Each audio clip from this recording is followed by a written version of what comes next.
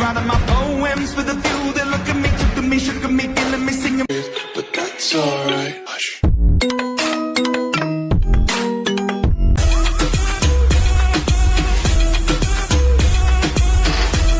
So baby, pull me closer in the backseat of your Rover.